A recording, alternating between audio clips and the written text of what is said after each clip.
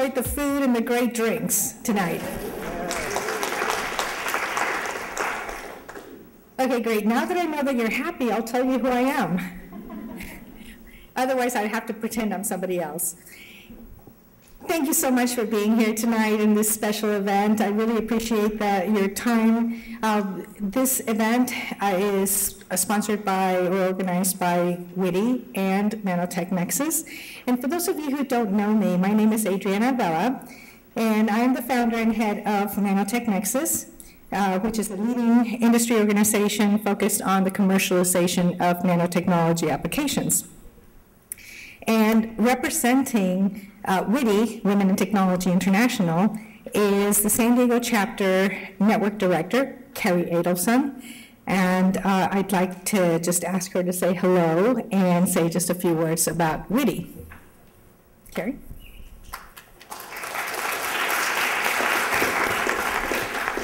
Hi, good evening.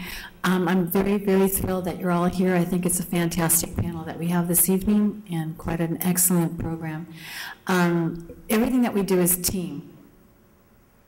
And the efforts from our team are fantastic. So at this point, I would like to really introduce my leadership council that is present. Karen Winston, Molly Tanui, Aaron Hickey, where are you? There you are. Did I miss anybody? Oh, Adriana. And Felina Hansen, of course. Please take the time, if you have, afterwards to come up to any of us and ask us about WITI. We're a 10-year-old networking organization here in San Diego. And we'd love to talk to you about the opportunities in WITI. And again, thank you very much. We really appreciate your presence here. Thank you.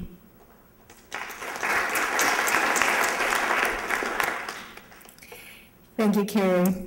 So Carrie is my partner in crime. And as far as Nanotech Nexus, our mission, and this is the only slide I'm going to have about Nanotech Nexus, but really our mission here is to collaborate knowledge and exchange in the nanotechnology field, and by bringing people, technology, investment, and the industry together.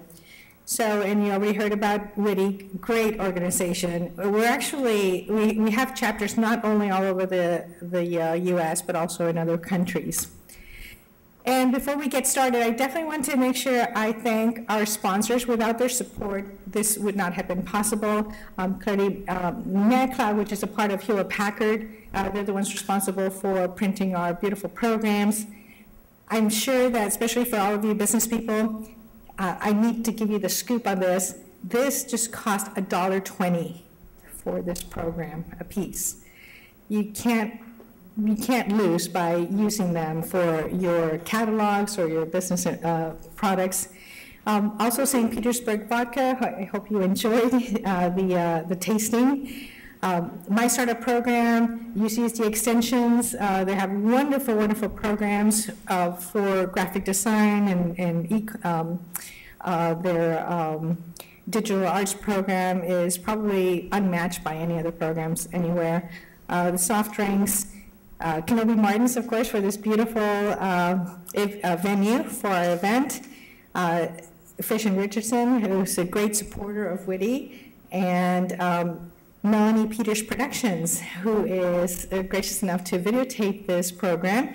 So we're very, very fortunate to have the support of these wonderful sponsors. And please don't miss out on this great promotion from Melanie Peters Production.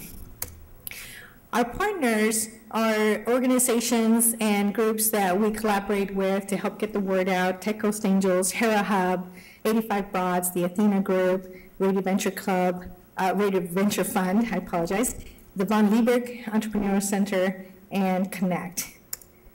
And for today's program, we are featuring tonight a very distinguished panel of venture capitalists who have graciously given their time to be here tonight, and who you will meet very soon. Now, given the wealth of experience, I certainly expect, and I hope this is your expectation as well, that we will get a lot of really good nuggets on entrepreneurialism and what it takes to really run and grow a business. And I know that we're going to be hearing about business in general, leadership, finance, communications, the importance of strategy, building an enterprise, alliances, partnerships, and ideally so that you can get to some amount of commerce and make money. So hence, this is really the world of an entrepreneur. Imagine yourself keeping track of and understanding all of these different facets of running a business. So it's certainly not for the faint of heart, but the good news is that certainly there's men that do a really great job at this, but I have some news for you. I think women are uniquely wired to be able to handle this. And in fact, I read an article not too long ago titled, "The World Needs Female Entrepreneurs Now More Than Ever." And it really highlighted the natural thinking and problem-solving abilities that women have. It highlighted things like women are intuitively systems thinkers. Women seek balance. Women care more about solutions than who gets the credit. Women are the world's experts on collaboration. And when they are passionate about something, watch out, because women don't give up. They never give up. So those are the kinds of things that I think make women uniquely geared towards being able to not only run a business, but pick up the ball and run with it. So for tonight's program, you're going to meet some very experienced and just extraordinary venture capitalists, and I apologize, one of them could not make it here tonight, but since they're already sitting here, I am going to first introduce our moderator, who is Pemo Theodore, who is the founder of Ezebis and Perfect Pitch. Let me tell you just a few things about Pemo. She is an online entrepreneur and startup coach. Originally from Australia, she has been in the online business for 7 years. She has been involved in small business for 35 years in Australia, Canada, in Ireland, and London. She video interviews venture capitalists, angel investors, and women founders in the US and Europe on the shortfall in funding for women. She recently launched an ebook with 120 short embedded clips and summaries of her findings. Why are women funded less than men? A crowdsourced conversation, which you can certainly find in her website. She also created a virtual program called Pitch Perfect to prepare entrepreneurs for funding. I hope you will look that up, and without further ado, please help me welcome Pemo Theodore. Thanks, Adriana, and thanks all of you for coming. It's really exciting. So I'd like to introduce the fabulous investors we've got here, and firstly on my left I've got Barbara Bree, correct? And she's the CEO of Blackbird Ventures. COO. You promoted me. Oh, I promoted you. Well, us women, we can do that. Yeah. And incubates early stage technology companies. She was on the founding team of Provide Commerce, proflowers.com, and Atcom Info, a software company that pioneered high-speed internet access in hotel rooms. There must have been a lot of money in that. In addition, she and her husband teach entrepreneurship at UC San Diego and write a weekly column on entrepreneurship for the San Diego Union Tribune. And she's also the founder of San Diego Athena, the leading organisation for women in the San Diego technology and life sciences community. She was the first editor of the non-profit investigative news site Voice San Diego, and she was the first associate director of Connect, which has received international recognition for its role in nurturing early stage tech and life science companies. Where do you get the time? I'm old. I've had a lot of time. And next to Barbara, we've got Vern Yates, and thank you so much, Vern, for coming at such short notice. He's an experienced CEO, advisor, mentor, and investor in early stage companies. Vern founded the San Diego network of Tech Coast Angels and has served as chairman of its board of governors. Vern is currently CEO of Ameranth, a wireless software company, and a board member of Virtual Metrics, Film Metrics and Control Tech, and was a board member of Tourmaline Networks until its sale. Vern spent his working career in telecommunications, computers and software, and is a member of the George Washington University Engineering Hall of Fame. And I hear that you're very wise, Vern. Thank you. And lastly, but not leastly, we've got Mark Suster, who's a partner at GRP. Mark was Vice President, Product Management at Salesforce.com following its acquisition of Corral, where Mark was founder and CEO. And prior to Corral, Mark focused on the engineering and construction sections, which was acquired by Sword Group. Earlier in his career, Mark spent nearly 10 years working for Accenture in Europe, Japan and the US. I hear you had a stint in Ireland, right? I did. And Mark received a BA in economics from the University of California, San Diego, and an MBA from the University of Chicago. Mark led the investment in Factual and currently sits on the boards of the following companies in GRP's portfolio: Adley, Awesome, Firstly, Factual, Gum Gum, Posse, and is it Posse? Pose. Pose, sorry, and Ring Revenue. And my piece is a great blog that I've been following for years called Both Sides of the Table, and I'd thoroughly recommend it to anyone who's interested in learning about venture capital. For me, it was my first start in learning all about the industry. So thank you all for coming. I really appreciate it.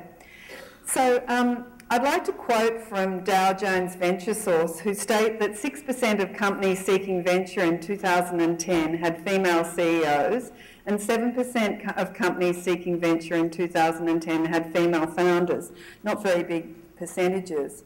And my project, Video Interviews on Women and Funding, has spanned almost 2 years, but I have noticed a big difference in awareness, both via media and female entrepreneurs in that time. So has your firm invested in women-led companies, and could you mention some of them? And have you noticed the numbers of female-led companies increasing who are pitching for venture? Would you like to start, Barbara? So first of all, I'd like to say Blackbird Ventures is not a real venture fund like Mark has a real venture fund. Blackbird Ventures is my husband Neil Centuria and me, and we invest in 1 to 2 companies a year. We usually write a 6-figure check, and then we go out and raise money from friends and family, and then hopefully then eventually institutional money. So we are seeing a lot of deals, but we don't invest in a lot of companies. Having said that, one of our current investments is Oberon Fuels, which is developing a clean alternative to diesel. The president of that company is a woman, Rebecca Breitenkamp, and we are hiring another woman who is actually here tonight, Shauna McIntyre, in a very senior role to hopefully be the CEO of a subsidiary that is going to spin out from Oberon in the next few months. As you can imagine, if you've heard my background, I am passionate about trying to level the playing field for women in, I say, business, healthcare, and politics. What we invest in companies, the technology is very important to us when we're investing. We look for companies that have a technology barrier to entry. And honestly, in that area, we see very few women. Where we are seeing more women, and I would like to, well, I forget your name. You hosted the Geek Girl Meetup. Leslie. Several months ago, I went to the Geek Girl Meetup at the Answer Innovation Center, and there were about 40 women in the room, and most of them had either started or were starting internet-based web, types of commerce companies. And I was astounded. I hadn't seen a grouping like that in San Diego in the 30 years that I've been here. I'm now an advisor to one of those companies, Delightem. Eileen Zimmerman, the founder, is here. And I'm an advisor to another e-commerce company where the co-founder is a woman. So I'm delighted to see more women stepping up, but I'm seeing it mostly in the internet space. And we don't invest in life sciences. I don't know a gene from a chromosome. So how about you, Vern? Well, I've been involved in angel investing almost exclusively since '97, and I think it's important to sort of segment the market. The premise of your question is that talks about venture capital, but we have to keep in mind that the numbers roughly are 50 billion goes in through friends and family, 20 billion through angels, and 20 billion through venture capital. And because venture capital makes bigger investments, that's maybe only 3,000 companies. So we have a very narrow set. When you look at the other groups, angels and then friends and family, I think the theory is that's an easier place to go, but I think the rules, particularly among angels and VCs, are very comparable. And so you're looking for management, some experience, a good business, good business plan, and all the usual skills. So I like to think, I look at it more pragmatically. Would I put my money with the team that's before you? And I don't really care whether they're men or women, if they can make me money. That's really the issue. Today, this morning, we had a meeting here with TechCos, a screening session. We had 4 companies present, and to show a little diversity, one CEO was woman, 2 were older men, and 1 was an African American. Wow, all 4 were great presentations. All will probably get funding one way or the other. So I think that the key is, I think Barbara referred to it, it's getting the background and experience that makes you fundable is the biggest issue. And so if you're going to, and also putting together a team, and it's hard to put together a team when you have no money to pay people. And so you have to get a team that's like-minded, that's willing to, give up on short-term income in order to put it together. I have a special interest, I think, in women's affairs because I happen to have a lot of women in my family. They outvote you then. I have 3 daughters and 2 sons, and each between their spouses, and 7 of them are in entrepreneurial activities. Wow. And the other 3 are like doctors, teachers, and other things, which are good things. So I really also am open. I do a lot of mentoring, and if requested, and I've had several companies that I've worked with that women owned. One was a company that made, it was called Teleflage. It made camouflage for cell phone sites, for example, make them look like palm trees and pine trees and things like that. In TechCos, we funded a company that's doing real well right now that's called Lilix, which is using biotech technology to produce fragrances and flavors artificially. And so I think the issue, though, is are you prepared? And getting prepared is a key issue. And Vern, would you say that you've seen more women-founded companies in the last few years than you have in the past? Well, I think we've seen more come through that are fundable. Great, great. Thank you. That's wonderful.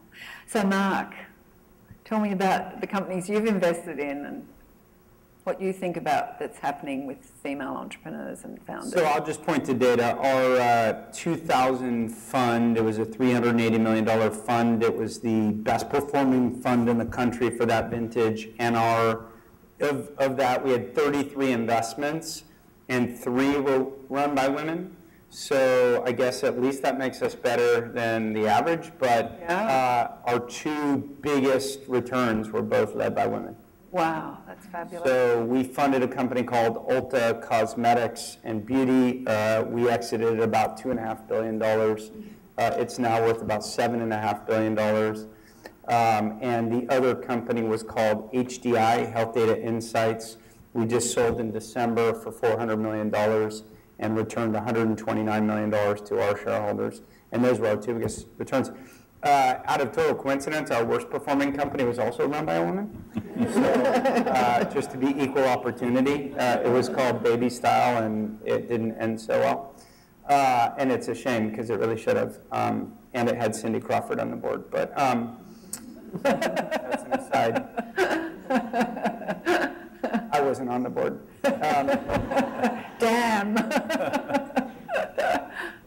Let me just lay out a premise that I have about women and entrepreneurship now that I think portends to a good trend, but I can't tell you for sure that the data supports this. Okay.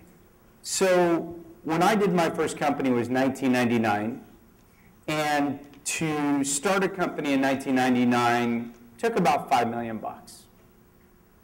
And you don't hand over $5 million easily to a 23-year-old. So most entrepreneurs in the 90s tended to be around 30, 32, 33. So I started my first company at 31. And as I say in retrospect, it's probably my single biggest regret that I didn't start at 24 or 25 because I had the passion to do it. I think I was just a little too enamored by the money that Anderson Consulting was paying me. And that is a barrier to people being entrepreneurs when you get into comfortable jobs and you keep weighing off how much do partners make versus if I go do this, I'm taking a risk and I'm on this kind of fast track and I can see where it all ends and it looks so nice. And as a result, this is my premise, that age, 32, 33, 34, happens to be when most people get married and start family planning. And if you're a first-time entrepreneur and you're about to be a first-time mom, those two things are pretty difficult to balance.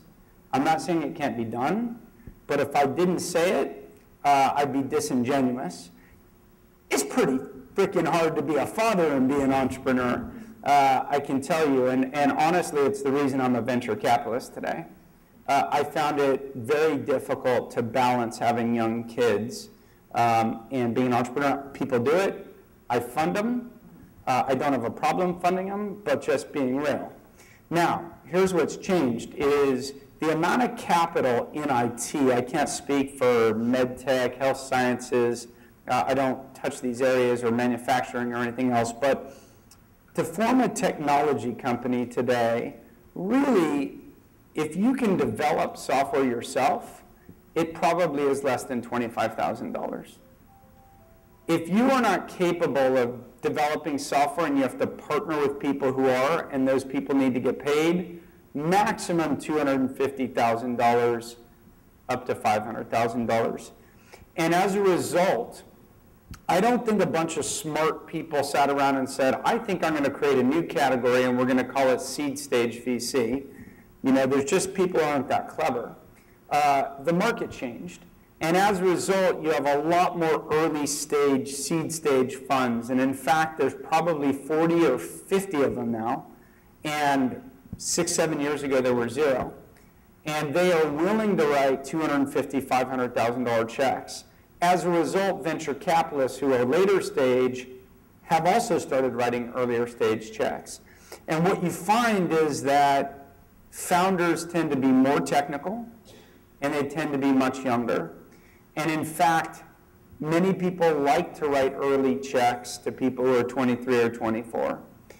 And as a result, I mean, you can see this somewhat in accelerator programs, whether it's Y Combinator or Techstars or any of the programs that have started. There is a huge concentration of young people. Like it or not, I'm not here to be ageist. You know, the first deal I did was a team in their 40s. The biggest check I ever wrote was a team in their 40s. No problem at all. But it is a trend. And why I think this is so good for women is women have the opportunity now to get started 10 years before they start hitting the childbearing age. Frankly, so do men, right? Like Zuckerberg can work around the clock, but I'd like to see him do that at 35 and 2 kids, right? So I think this is great. And what we really need, I believe, in our industry is to have more women who are technical. And I don't mean that has to be programmers, but you have to have a good product sense. And there's almost no technical startups these days where as a CEO, you can get away, or as a founder, you can get away with the excuse that, well, I got a tech team, they do that. It's got to be hands-on and tangible. If you can't do screen mock-ups, if you can't do PRDs, if you can't do design, if you have no tangible tech skills, you're in the wrong business. And so that's, to get to the core of the problem, I think we need to see more of that coming up. Now, I had a chat with Joanne Wilson, and she is a very big promoter of women and entrepreneurs, and she's funded many of them. She's the wife of a venture capitalist named Fred Wilson, who founded Union Square Ventures. And she said to me something interesting, which I actually think is correct, which is, in my era, so I'm 44, and I kind of grew up in the era of LA law. And I don't know why, and I apologize because I know we're at Kenobi Martin, but like everybody in college I knew wanted to be a lawyer because it was sexy, right? And then they found out the truth. That it's sexy. Everyone in college these days saw Social Network, and they all want to be entrepreneurs, and I think that's fucking great. And I'm hoping that that skews evenly in gender demographics. I bet it does, and I bet that portends to a great decade ahead. Fabulous. Fabulous. Well, as the only woman on the panel, I feel the need to, first of all, I agree with a lot of what you said. And a number of years ago, I read a troubling article in the Harvard Business Review called "Do Women Lack Ambition?" And it essentially, the point of the article was that, you know, when girls are young, they think they can be president of the United States, CEO of General Motors, you know, start a company, be an astronaut. But as they get older, especially childbearing age, that's when they begin to give up on their dreams. And it's a reality that this has happened. But I think it is changing. And so Vern and I are the oldest on the, I mean, I have children who are 26 to 30. So my husband and I have 4 children. We're the Jewish Brady Bunch. We each brought 2 children to the marriage. So we have children 26 to 30. So and all of our children are entrepreneurial in some ways. And so I see that it is going to be different for them.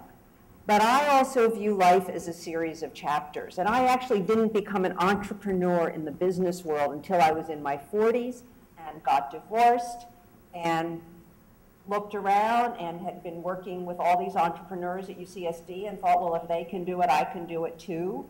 And I think with the way the world is today, you don't have to do it in your 20s and your 30s as long as you stay current. And I think what Mark said about being technical is essential. I wish if I had it to do, I mean, I was a sociology major who later got a Harvard MBA and have learned technology along the way, but I wish I had majored in engineering. I mean, I wish but it didn't even occur to me when I went to college. But so I think if you can view life as a series of chapters, that you don't have to do everything at once. And believe me, I had 2 daughters, 8 and 12,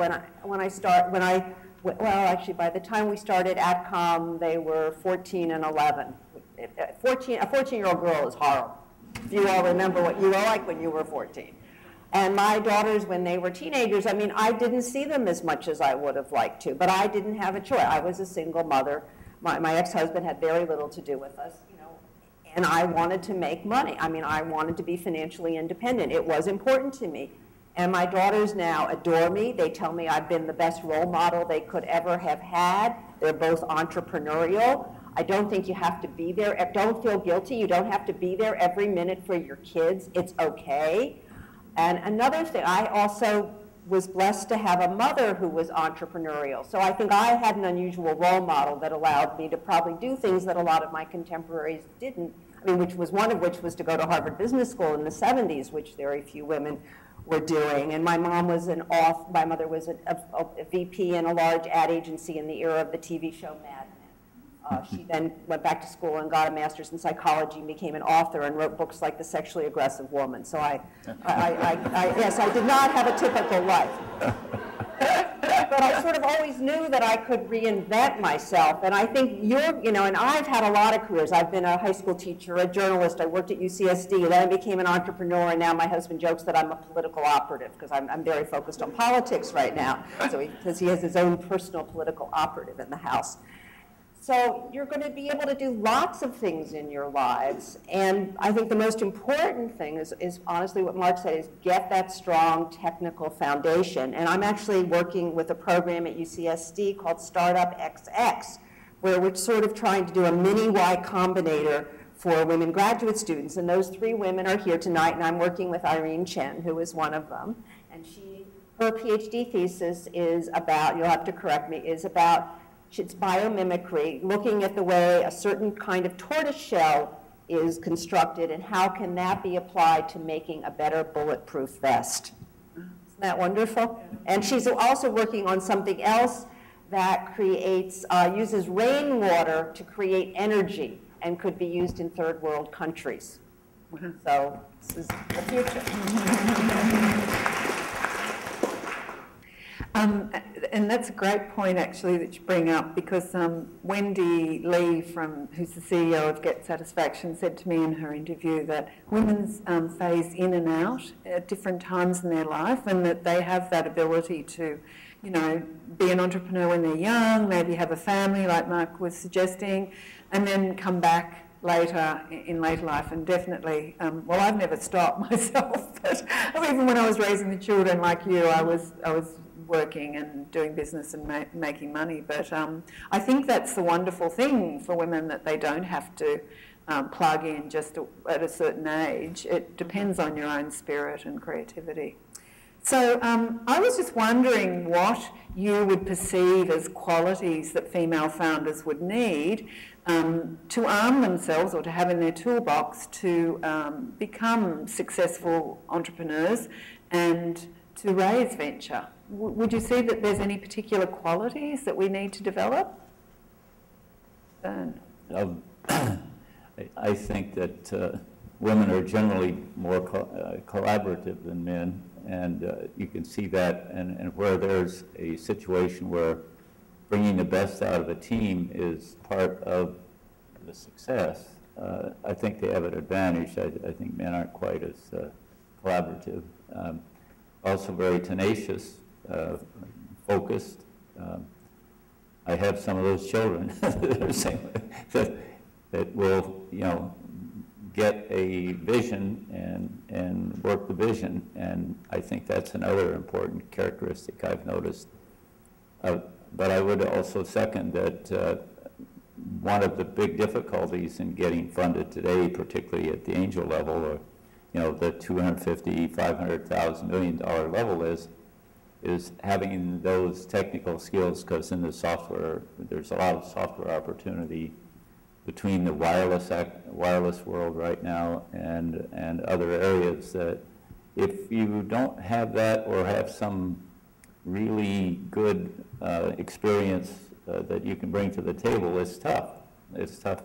It's tough for anybody, no matter man or woman. Okay. What about you, Mark? I can see you pondering there. Well, I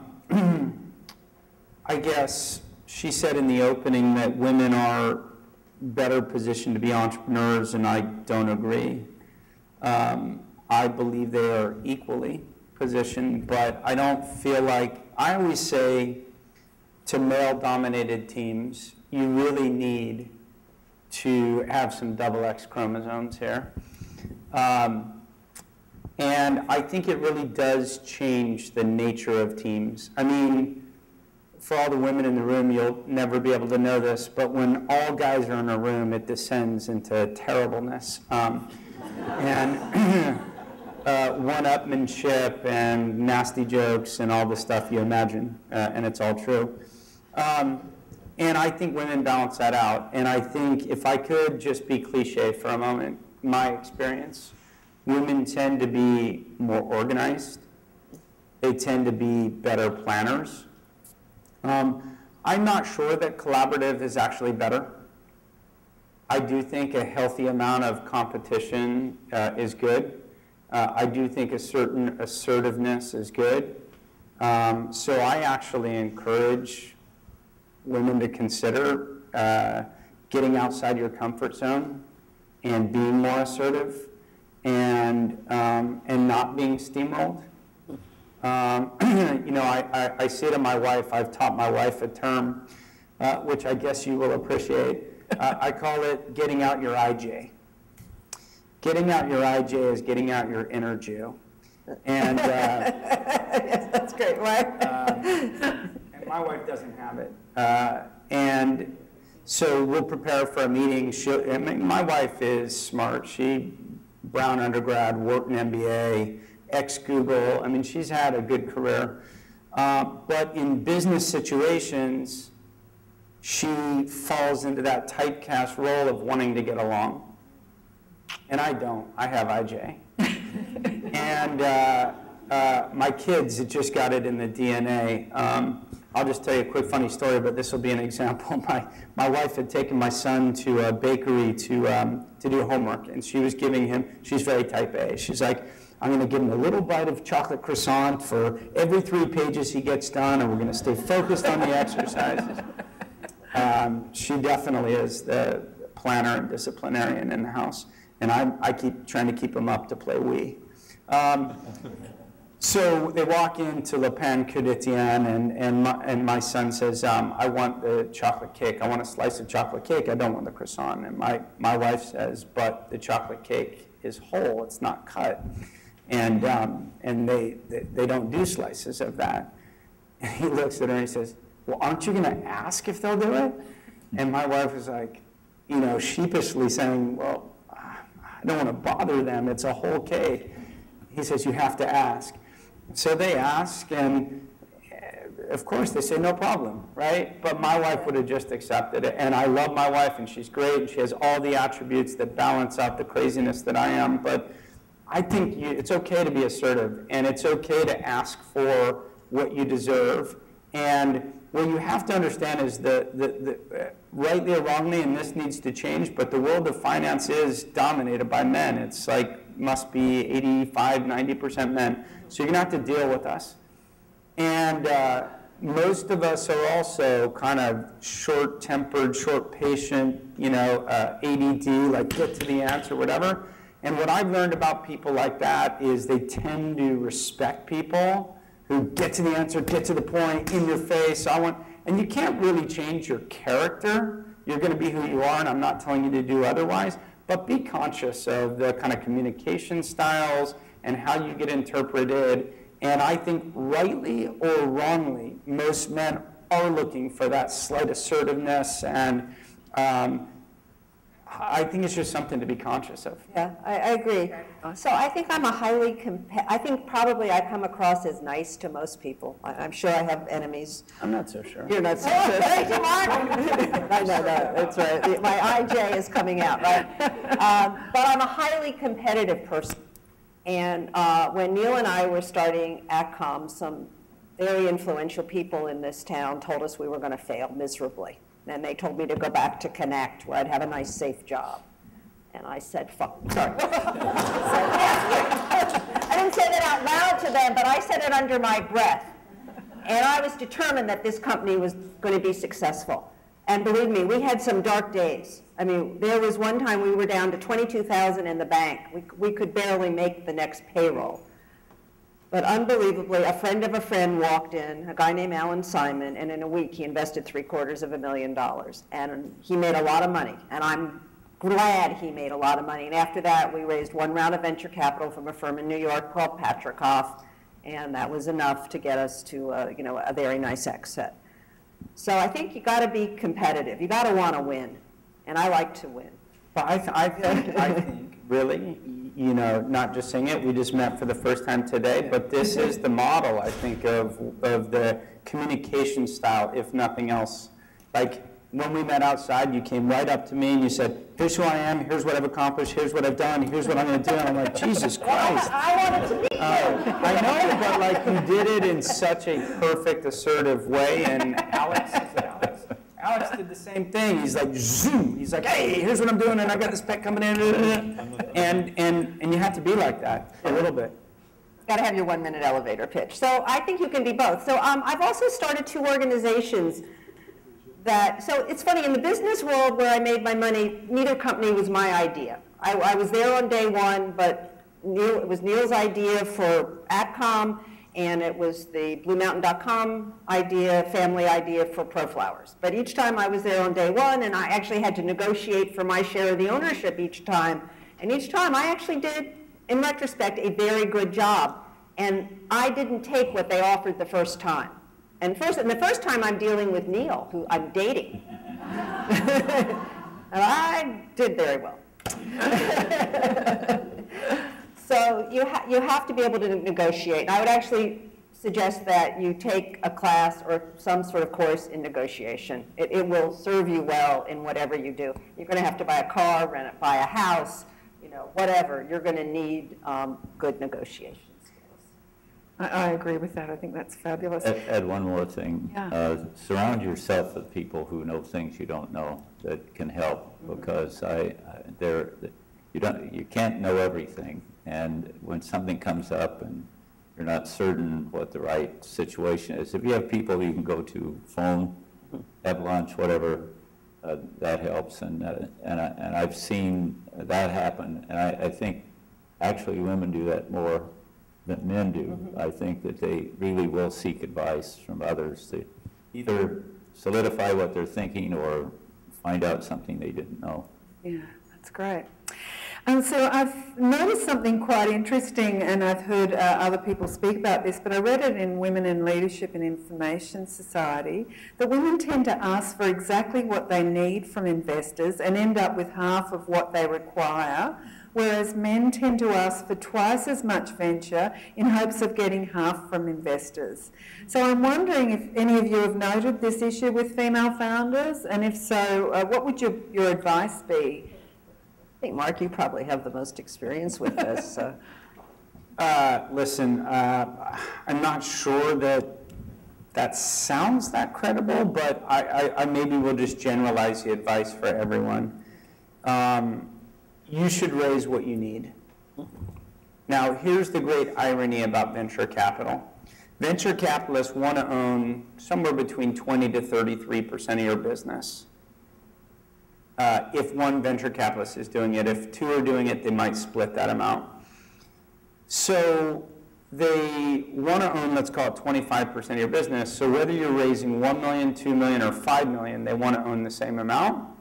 And so in a way, you get a much higher valuation and premium if you're raising more money. So then the second order comes in, which is, are you credible enough to raise a larger round? And do you have an idea that's big enough? I'm not saying everyone should raise $5 million. I'm just pointing out that there's this weird irony. And sometimes if the ask is lower, if you're raising $1.5 million, if you're raising $1 million, if you're raising $750K, it's easier for someone to take a risk on that. I mean, it's a pretty tall order to write a $5 million check. And so you need to calibrate what your skills are, what the intellectual property you've built is, your view on your probability of success to figure out, and frankly, how much your business requires. What I often hear people say is, well, I want to raise 3 years cash because I don't want to be out fundraising all the time and it'll allow me to focus on the business. And that just doesn't work. No investor wants to give you more money than you need. Because if you need $2 million and I give you $5 million, that means you're going to waste a bunch of money trying a bunch of stuff. I'd far rather have constrained resources, which I think drives a lot of innovation. And if it doesn't quite work, I'd rather you come back and say why it isn't working. We can diagnose that together and decide whether we're going to double down and commit more. And so I think you look at your plans, and I always tell people try to raise 18 months of cash if you can. Why 18 months? Well, a usual fundraising takes 3 or 4 months. So if you raise 9 months cash, you're going to be raising again in 5 or 6 months. You haven't been able to show enough momentum to warrant it. So no investor wants to give you 9 months cash. So it doesn't matter like how much you think you can raise, you have to tell investors it's going to last 18 months, and you have to find a way to make it last 18 months. And then you have to show enough milestones between fundraising to justify raising more money. The other thing I always tell people is ABR. ABR. Always be raising. And people think there's funding season. Every 12 to 18 months, I have to go out and I have to do this terrible thing and talk to a bunch of venture capitalists. And not everyone agrees with me on this topic, but the people who don't agree with me are generally wrong and on this topic. And that is that you invest in people that you meet over time. So I met Alex and his pet wireless company today. I'm not going to write him $1 million check today.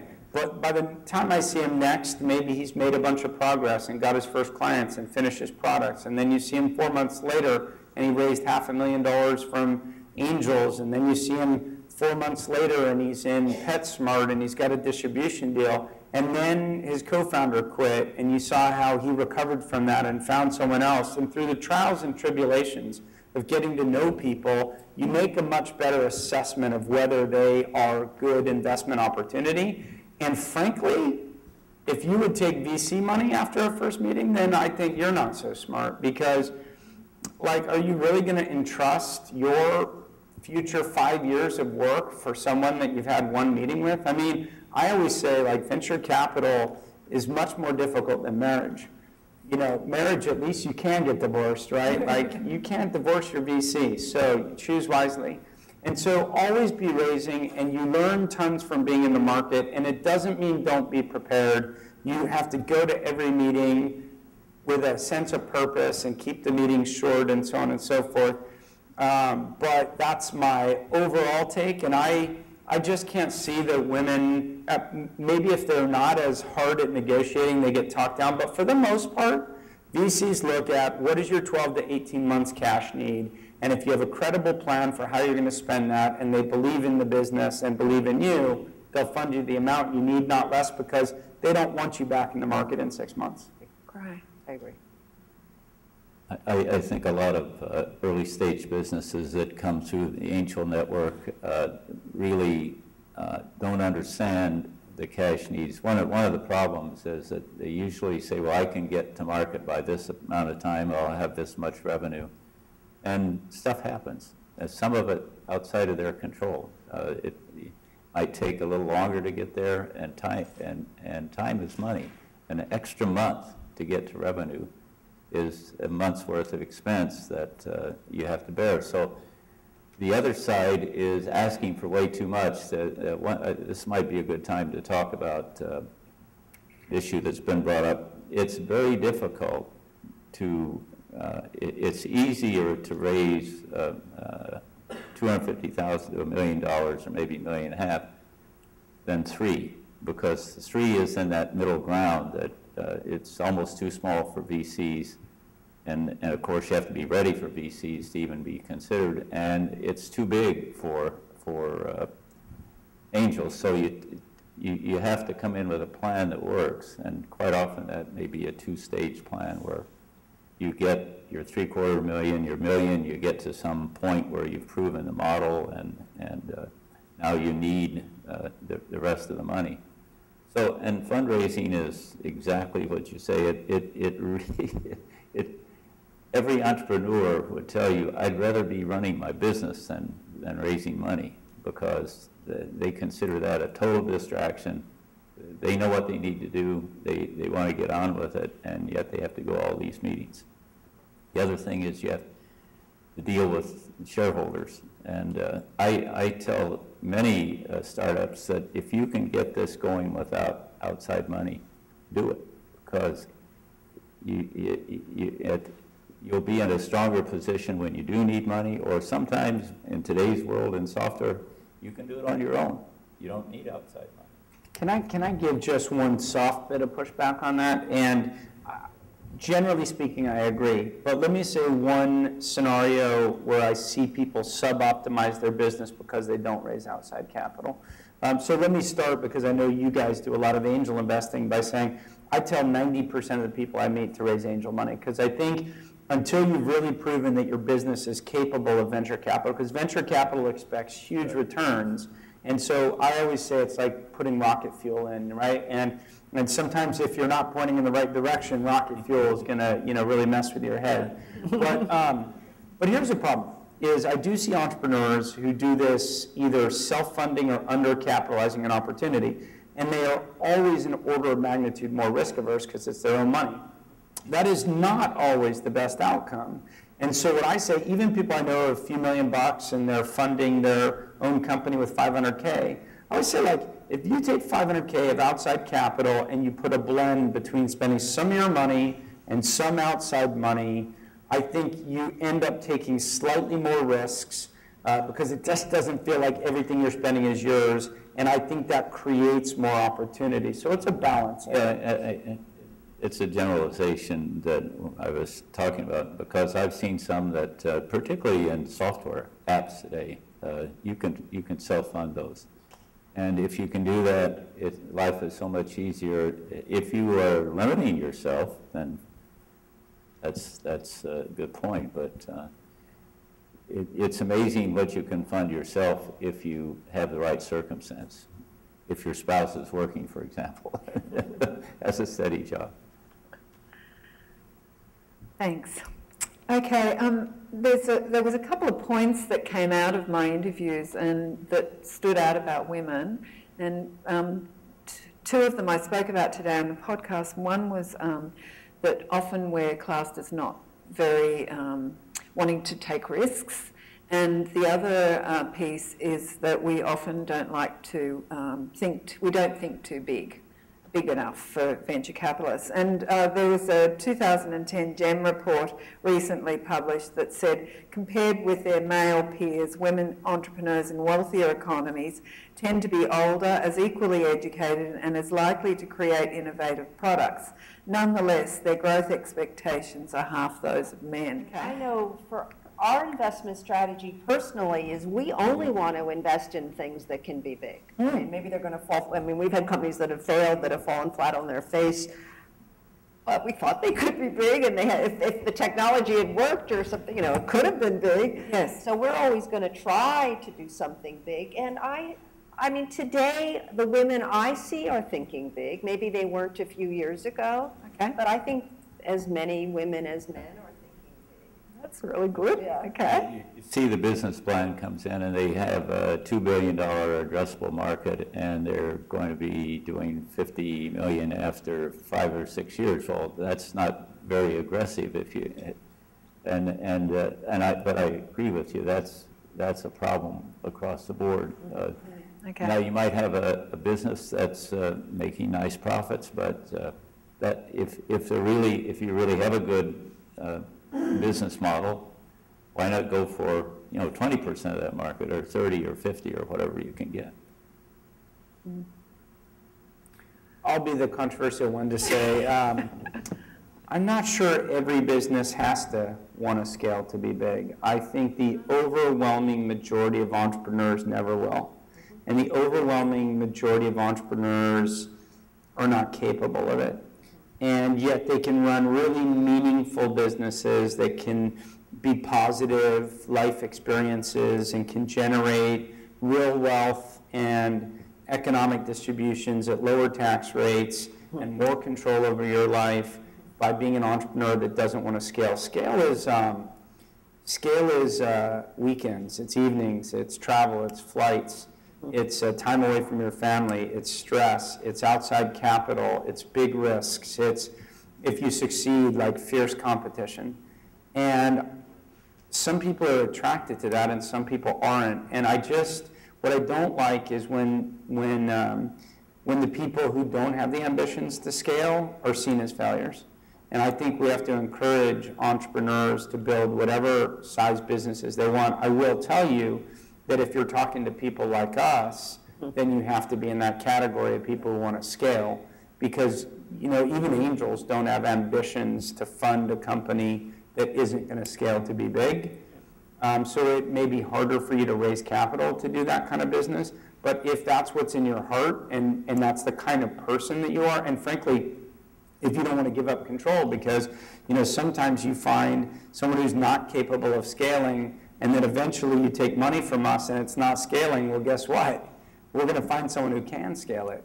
And so I just think you need a gut check on the kind of person you are. But I will agree with both panelists, men and women alike, overwhelming majority of ones that I see are not ambitious. And if you want to raise venture capital, I'll just give you a few tips. Don't talk about how you're going to exit in 3 years. Like, you will not get a check. Don't be overly focused on the exit. Don't ever mention the word acqui-hire. Like, in these small to mid-size outcomes, 2 to 3 years, like, if you're not planning to build a really big business and gearing yourself up mentally, physically, team you hire, capital, market, being aggressive, you don't end up with the 3-year exit. It just doesn't happen. Like, you build it to flip it, and you kind of hire people that way, act that way, and it seems to not happen. So, I make one comment. Some of the happiest people I know have lifestyle businesses who are content with what they have. They're making very good money.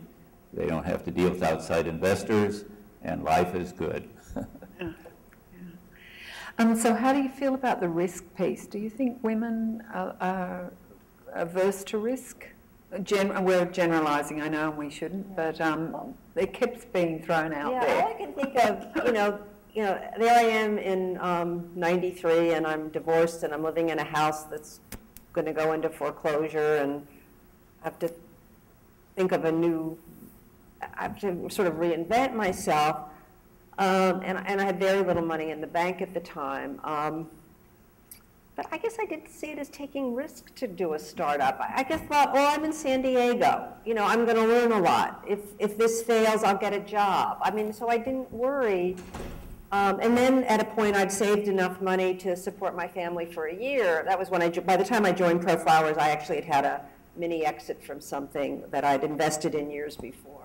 And I had enough money in the bank to support my family for a year. And I thought, well, if ProFlowers doesn't make it, I'll have learned a lot. I'll go on to do something else. But maybe I'm unique in how I viewed things. And so the women that you've funded, do you think that the women I see today are willing to take risks? I think it's making choices.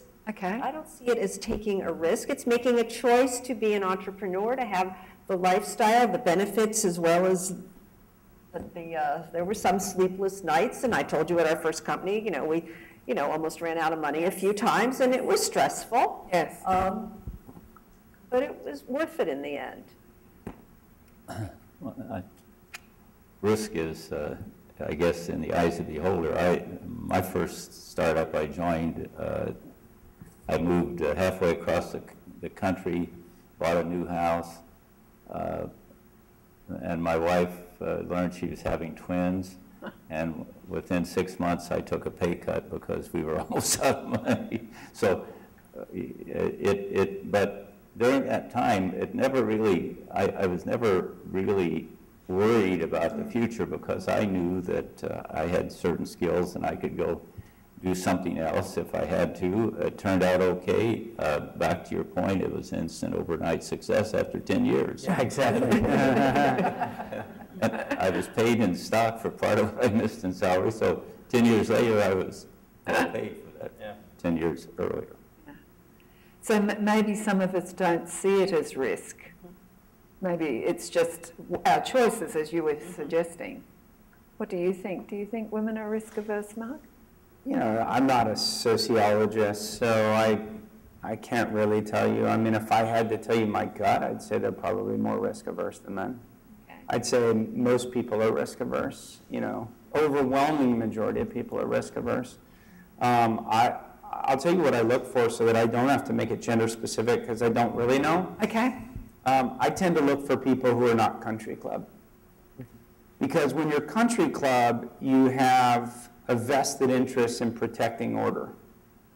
You have a vested interest in what society thinks about you. And you don't do the awkward things or say the awkward things or use the F word on stage. And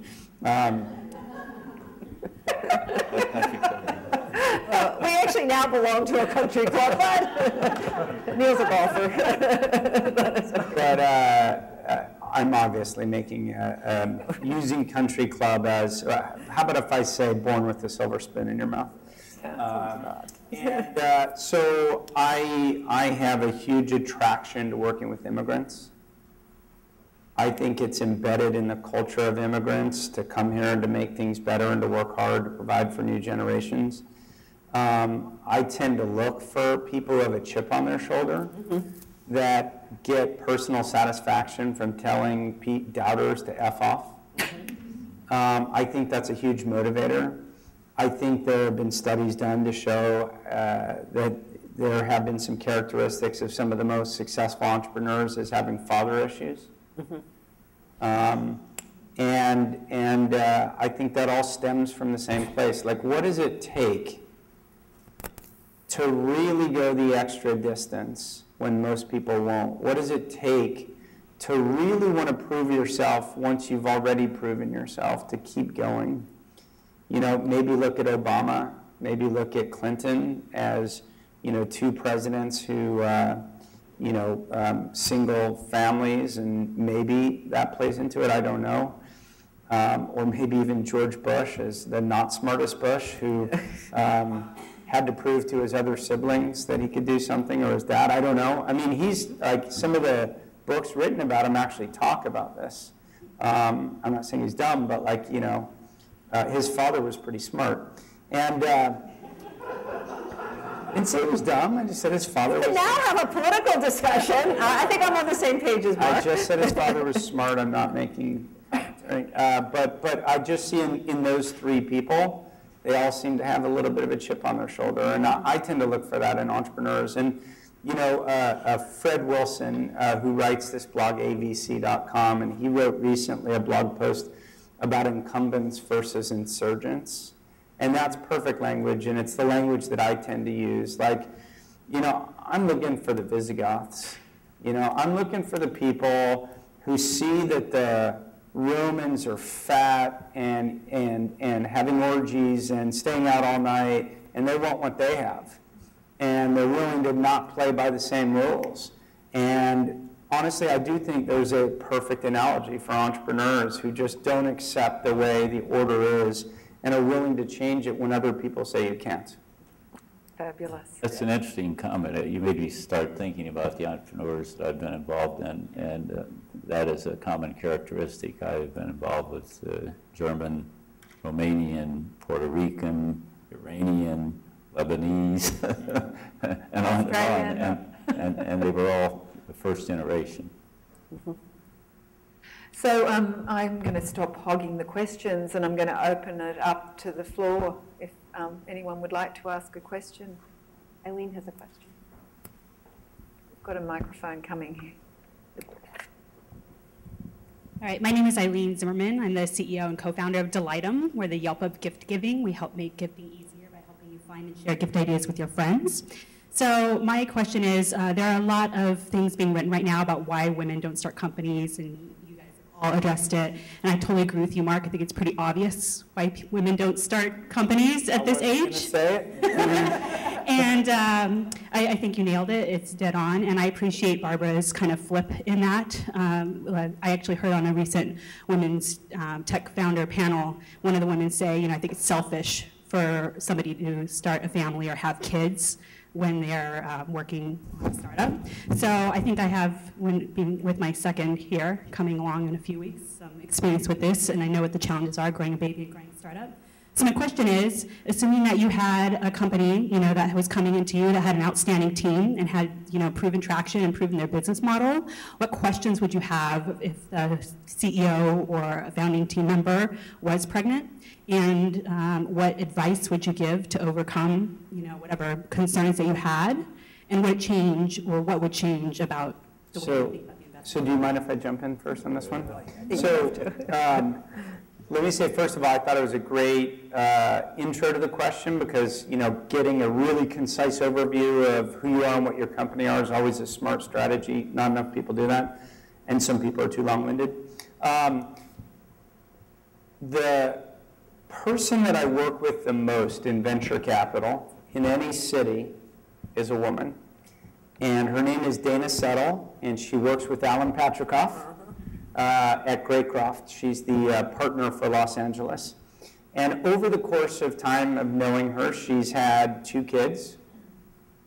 And I have never seen anybody work more tirelessly. She was texting me when she was in labor, and she was taking phone calls the next day. 3 weeks later, she threw a dinner party, and we had a Sunday secret board meeting for a company that was having VCs trying to give it a term sheet. The best defense that you have against that issue is to know them in advance. So starting early, getting to know people early, and they know what kind of individual you are, and they can make the assessment. But the second point I'd like to make is deal with the elephant in the room. And I tell this to people all the time. So my wife, after we had 2 kids, was going back to interview at Google. She had worked in strategy consulting. She had worked in the media industry when we lived in England. She worked at B-Sky B in their strategy group. She had worked for Virgin Mobile. And here she is walking in a room at 36, 37 with 2 young kids. And I said to my wife, you're going in that room, you're sitting across the room from someone who may be a man, maybe a woman, more likely a man, and they're thinking, are you going to have more kids? They're thinking, are you going to be committed like 8 to 6 p.m., or is this like you're going to be running off to preschool all the time?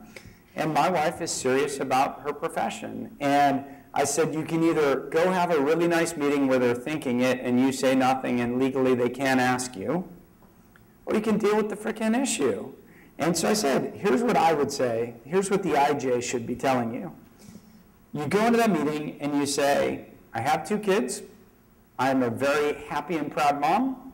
I'm incredibly organized in how I run my home life and my work life. My profession is important to me. I work hard. It's true that I'm going to go home for dinner every day, but I log on to email in the evening like everybody does. We have a nanny. I can travel. You can't give me 24-hour notice on travel, but you can give me 48, and I'm very serious about my job. And because we weren't planning to have more kids, and it may be different in those different situations, I told her to say that as well. And if you don't say it, they're thinking it. So you really need to take the issue head on because they can't ask. That's a good answer. Hi, my name's Anjali. My name's Anjali Cameron, and I have a travel planning startup called TripLark. And I wanted to get your advice on a funding scenario. So I don't have a developer background. I've worked for a tech company and so on, so I built out the wireframe and I worked on the PRD and so on, and I hired freelancers to build my beta site, which launched in February. And now that I'm working on an investment case, the advice I've been getting is you need a technical co-founder for someone to fund you. So the question is, if someone like me came to you and said, hey, I built the site, I have a lot of traction, great customer feedback, would you say, okay, we'll take a risk and she can hire someone? Or, I've started the process to look for someone, but it's been sort of a bumpy road. Would you still fund someone in that scenario, or would you say, no, we need that technical person? I'd say no. Yeah. What we look for is to mitigate risk. And the more risk there is, the less likely you are to get the money that you want. There's no magic answer that says you have to have A, B, and C. It has to work as a whole. But you would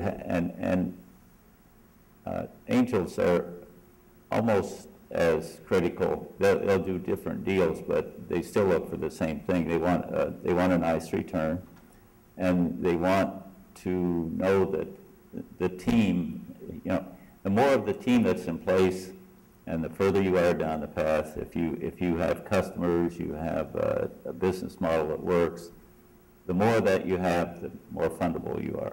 The team part is very important, and actually there's a new book out by Noam Wasserman, who's a professor at Harvard Business School, and it's called The Founder's Dilemmas. And he actually surveyed thousands of startup entrepreneurs. It's the most data I've ever seen anyone collect on startups. And one thing he found is that companies where there was a team of founders was much more successful than a solo founder. Yeah.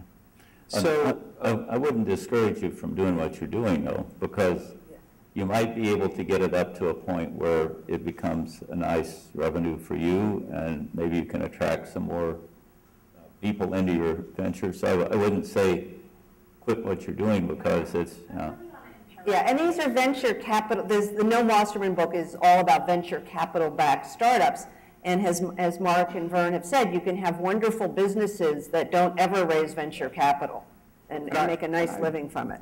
could I push you a little bit harder?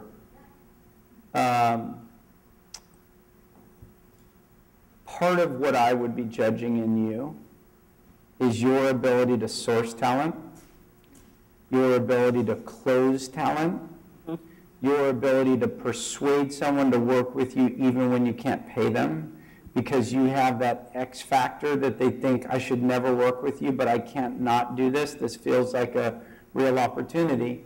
And so I see a lot of people like you all the time who say this to me, and you're probably the 98% case, and the 2% just have that something that they get it done. So my challenge to you is to take this issue off the table. Spend time to source candidates, and if you don't know how to do that, then do a gut check of whether you're an entrepreneur. I can tell you the secret is, I call it 50 coffee meetings. You have to go meet with every entrepreneur in San Diego, every entrepreneur in LA. You got to early morning, you got to meet in the evening, you got to push yourself harder, and every time you're going to ask, what can I learn from you? And building relationships, and through these 50 coffee meetings, they will tell you, oh, I heard this developer is not happy at such and such company. Then number two is, you've got to work with someone who you persuade them, despite not having capital, to work with you. And that might mean evenings and weekends and giving up some equity.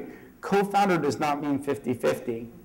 You can hire a co-founder. You can give him 10% or her 10%. You can give he or she 20%. You can give them 30%. If you fall out of love because they don't perform well, their stock vests over 4 years, and there's no 50-50 instability to then try to figure out, okay, what do we do now that we can't work together? But if you can't source and you can't close and get someone working with you, think about joining Qualcomm.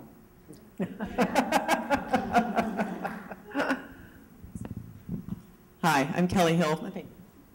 Hello. Hi, I'm Kelly Hill with Cassidy Turley. We're a commercial brokerage firm. I'm not a broker. I do construction management, run my own sector of construction management. That has nothing to do with my question, though. The question that I have for you is, if someone has an idea and they come to you with a company that they're about to start, and it is about to possibly turn the tide of a very large organization. For instance, you had an idea of what was going to change a commercial brokerage house or venture capital. What are the aspects of a company, I know I'm not phrasing this very right, but what are the aspects of a person or their team that comes to you that you would invest in that? And when I say it is going to be, it could possibly be a very lucrative, but for it to be lucrative, it would have to really turn a big tide.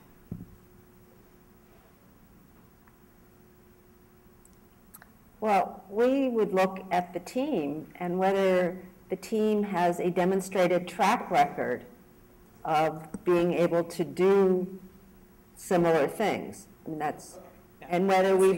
For track record... I mean, I know they haven't done that specific thing, but what have they been able to have significant achievements in other early stage companies? Are they passionate about doing this? Are they willing to go to all lengths to do this? And I think what Mark said earlier, are they able to build a team, attract other good people? I mean, and then we would have to believe that this is an industry that could be transformed. What you're talking about is seeking out some mentors or somebody who can help you go through this and understand what the issues are for you to get it from an idea to something that works. For example, you can get a lot of help on business plans if that's the issue, but that's only part of it. You know, you can write a good business plan, but if you aren't an accomplished business person, it's not going to get you very far. What is it? What are you really trying to understand? What is it? Just if there's ever someone comes to you with an idea and says, "Oh, there is no way that industry will ever change." Well, we've all seen. I mean, I'm sorry, everything changed. You're asking if entrepreneurs pitch us and say that their industry won't change? You say that industry won't change. They pitch you and you're saying there's no way. I didn't know if you'd ever come across it. Oh, listen, I think if you're going to be a good VC, you have to dream that every industry is going to change, because again, you're looking for the insurgents. Here's a dilemma, okay? I think there are some VCs which are overeducated, silver spoon, country club types. And the older you get, I think, the more things you've seen that haven't worked, the more cynical you become. Construction management. My first software company sold software to construction managers for what it's worth. It's a crusty old industry. I didn't like it. And I would never do another startup in that sector. But you become cynical, and I have to admit that there's something I like about youth, and I've already stated up front, I've founded plenty of people who are not young. But what young people have, or if you're not young and you want to do a business, you need to find in your inner core, is naive optimism. Because if you're rational about any of it, nothing is going to work. I mean, Facebook rationally never should have succeeded. PayPal never should have succeeded. Square, like, why should Square succeed when the last 50 companies that did it didn't? And I have to say that's another thing I love about America. Like, I lived in Europe for 11 years, and Europe is the art of what can't be done. And America just like has this stupid belief that we can do anything, and because we're just dumb enough to believe it, we sometimes do. And that naive optimism I love in entrepreneurs. But to the original way you framed the question, on my blog, it's bothsidesofthebtable.com, I have a section called Entrepreneur DNA. And I wrote a post about the 11 separate posts about the attributes of what I think goes into making a great entrepreneur, of which it's things like tenacity and resilience, because you're going to be told no and kicked in the teeth a lot. It's things like attention to detail, leadership and ability to hire other people and inspire other people, a willingness to work much harder than other people, because it is not about being smarter. And I talked about things like domain knowledge. So if someone comes, naive optimism requires knowledge. You can't just be naive, right? So, you know, people will come and they'll talk about the remittance industry and how they want to do payment transfers from the US to Mexico, and they have no idea how the payment system works. Like, you get a lot of people who just don't really have a fundamental understanding of the industry. So I like to tell Silicon Valley these days is that they're producing a generation of lazy people, because they have now all these young entrepreneurs that don't do any research, and their idea is, well, we'll just build it and see what happens. And I don't think that leads to success. But if you research an industry, if you have a compelling reason why you believe it's ready for change, and if you have domain knowledge and you've surrounded yourself with technical people and other people who can help you succeed, I think people will be really receptive. One more question. How big of a team? And when I see, because how big is too big?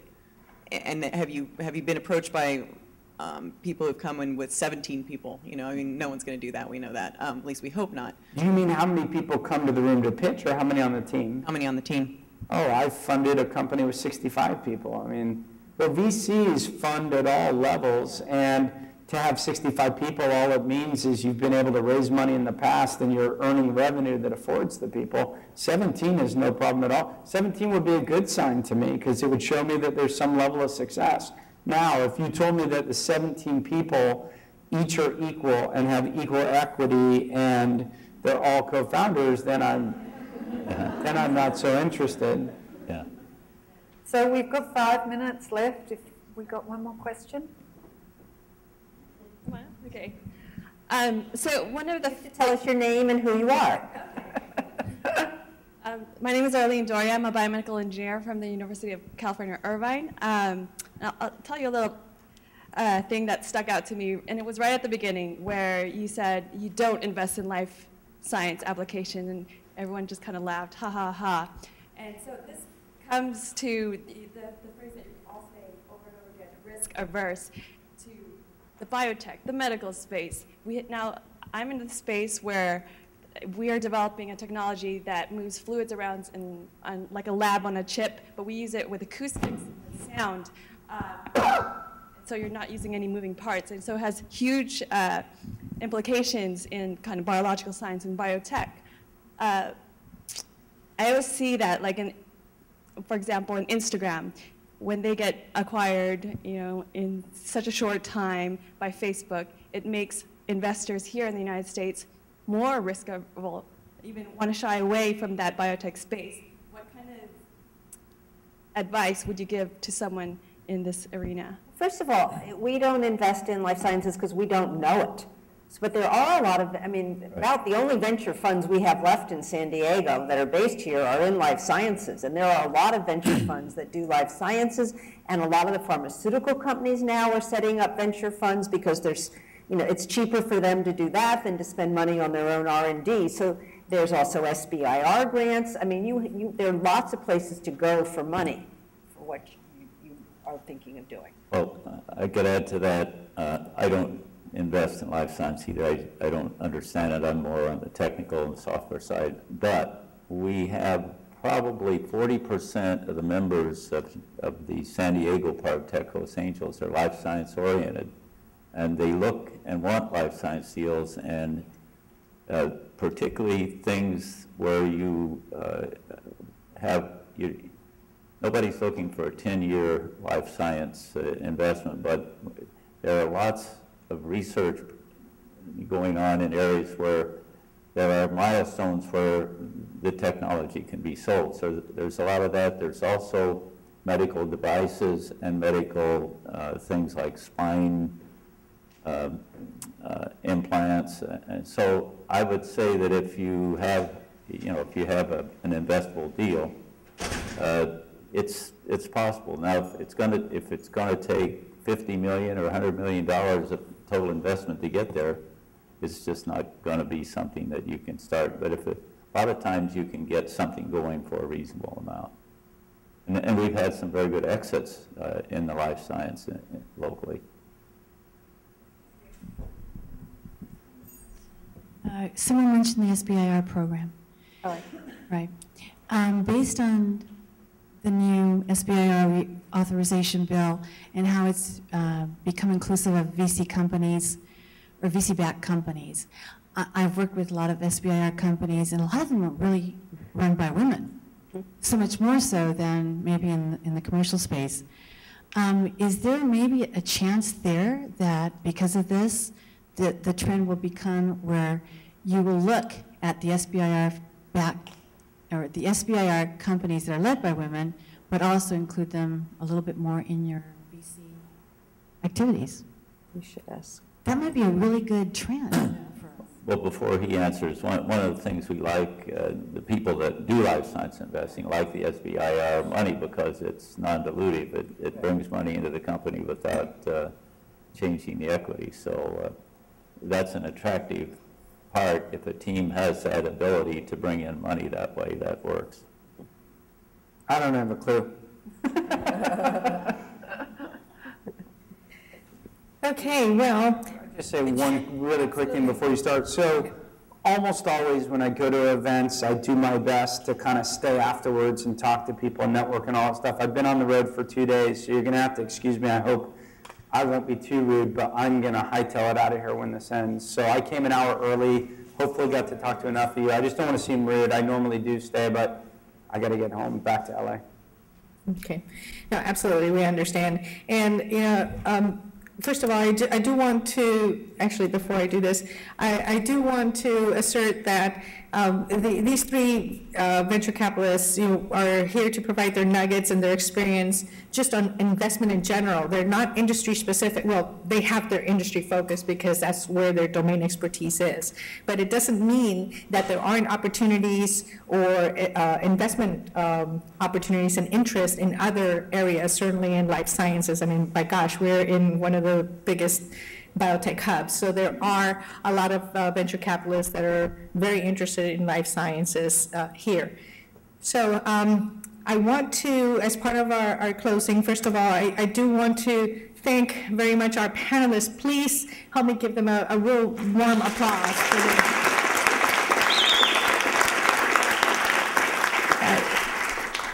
I just love the comments. I think they really got down to the crux of it and, you know, really what it takes. I think that whole idea of being naive and courageous, but knowing your stuff. You need to know your stuff as well. So you have to have the guts to get out there, even if everybody else tells you, oh, no, you can't do it. You do it. If you believe it and you want to do it, go for it. Thank you also to our moderator, Pemo Theodore. And I also want to thank, of course, our team of volunteers, the WITI team, the Nanotech Nexus team, Hera Hub, 85 Broads, Athena, the Tech Coast Angels, Radio School of Management. We have Lada Rasashova here. Raise your hand, Lada. Please talk to her. She's also the director for the My Startup program. We have the 3 startups here that are part of that program that just have some real, visionary work that they're doing, and I think they're going to kick butt out there as they get their companies off the ground even more. The Radio Venture Fund, which is also run by Lada. So thank you so much again. Please stay and network a little bit more. If you want to reach me, have any follow-up questions, there's my email address. Again, thank you. I appreciate your time. You've been a wonderful audience.